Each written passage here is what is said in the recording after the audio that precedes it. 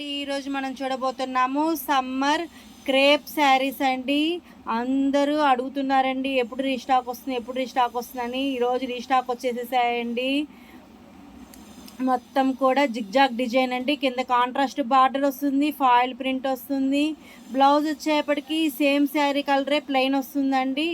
Designer పళ్ళు వస్తుంది.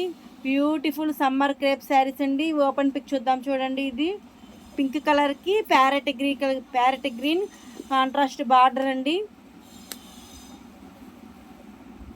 ఇది వచ్చేసరికి బ్లౌజ్ అండి, ప్లెయిన్ బ్లౌజు కాంట్రాస్ట్ బార్డర్ వస్తుంది.